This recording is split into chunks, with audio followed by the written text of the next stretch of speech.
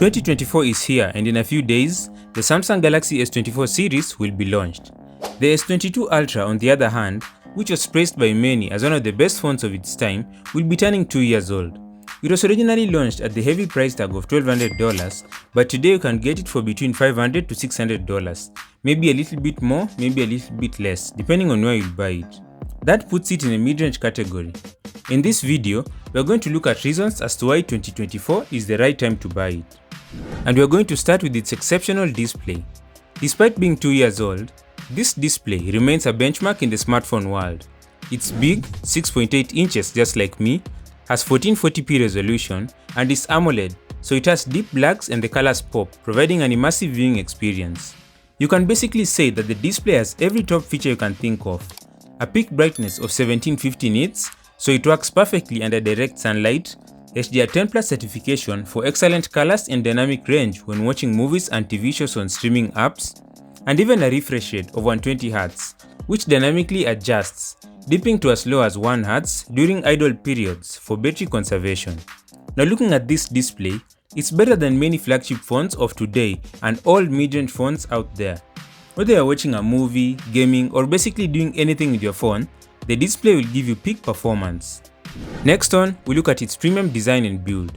The S22 Ultra is peak Samsung design, and the same design as last year's S23 Ultra and even this year's upcoming S24 Ultra. As a matter of fact, most people won't know the difference. Looking at its flat top and bottom, curved display and glass back, the phone basically gives premium. The use of Gorilla Glass Victus Plus on both the front and back protects the device from everyday falls, while the aluminum frame reinforces durability. And let's not forget about the IP68 dust and water resistance rating, shielding it against dust and splashes of water. This phone build quality is top tier, durable, and the design is beautiful. Again, it's a better design than most mid-range devices. Reason number 3 is its camera system. Flagship phones usually come with the best cameras, and this phone is no exception. We all know about its cameras. 108 megapixel main lens, 10 megapixel periscope telephoto lens with 10 times optical zoom, 10 megapixel telephoto lens with 3 times optical zoom, 12 megapixel ultra-wide lens, and a 40 megapixel selfie camera.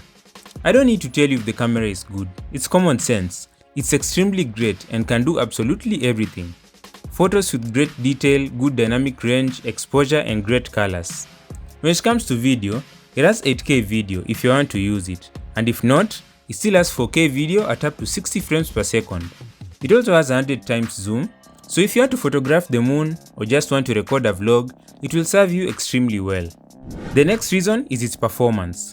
Starting with the processor, it's available in 2 variants, featuring the Exynos 2200 chipset and the Snapdragon 8 Gen 1 chipset, and both of them deliver stellar performance. However, the Snapdragon version stands out as the superior choice, and so if you're considering buying the phone, try to look for Snapdragon. Either way, they can handle anything you throw at them. Be it heavy games like Genshin Impact or multitasking between various applications, you won't get any lag or stutter. Most mid-range phones will come with a much weaker processor that can't hold a candle to either of these two. And so if you're focused on performance, I see no reason in picking a newer mid-range phone over this. When it comes to RAM, you get either 8GB or 12GB of RAM, ensuring smoother performance. You also get 4 storage options, 128GB to 1TB, which is more than enough storage for 99.9% of people. Reason number 5 is the software.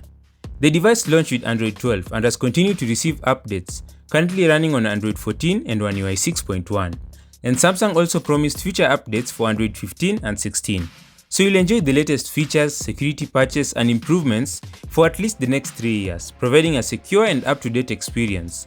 And for those less concerned about the latest software, the Galaxy S22 Ultra guarantees a respectable 5-year span of supported use.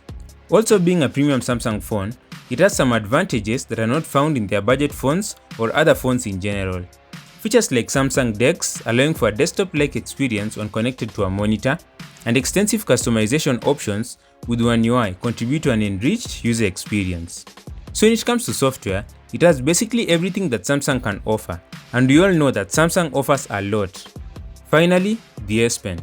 Sporting an impressive latency of 2.8 milliseconds, this stylus enhances the user experience, providing precise and responsive input for tasks ranging from note-taking to creative design. Such low latency ensures that using the S Pen feels almost as natural as pen and paper. You will rarely find a stylus in a mid-range phone, so it stands out as an exception, offering users a tool that significantly expands the range of tasks they can perform with their device. And another good thing is that an S Pen holder is built right into the phone, so you don't have to use another case to carry it. For the price of between $500 to $600, this phone is an amazing pick and a must-buy. You get a complete flagship package that's almost impossible to beat. Honestly, I wouldn't understand why one would buy a new mid-range phone over this. From its outstanding cameras and stunning display to reliable battery life and the added functionality of the S Pen, this device delivers on every front. The powerful performance, coupled with an attractive price tag, makes it a standout option. It's even a better value option than the S23 Ultra because they are basically the same phone with very few minor differences, yet the S23 Ultra is way more expensive. What other phone should you talk about? Let us know in the comments down below. Thanks for watching. I'm Milan and this is Fuzitech. Subscribe.